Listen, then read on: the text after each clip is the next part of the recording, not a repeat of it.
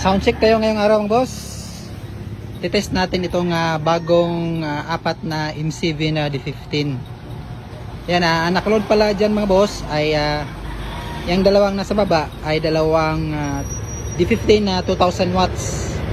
At yung nasa taas naman na dalawa ay dalawang 1000 watts na D15. Gagamitin nating mid mga boss, mid high ay itong dalawang bullet mid high. Yan, D10 ho yan mga boss. 700 watts yung mid, 300 watts yung kanyang tweeter. Two-way setup yung connection natin ngayon mga boss. Ito yung gagamitin natin sa sub mga boss, si R3 na CE30, 1350 watts so yan. At sa mid high naman mga boss ay itong si Tusundra na BL800. Yan, at meron tayong dalawang processor mga boss, isang equalizer na 231S at DBX na crossover na 234XS. Two-way connection ho yung gagawin natin mga boss. At ito yung mixer na gagamitin natin, 7 channel mga boss.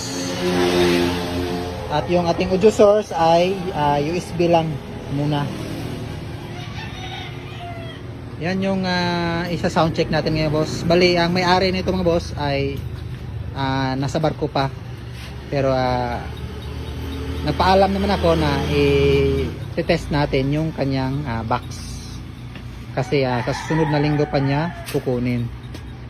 At yung nakaload pala dito na speaker mga boss ay yung dalawa dyan ay sa kanya. At yung dalawa naman ay sa akin.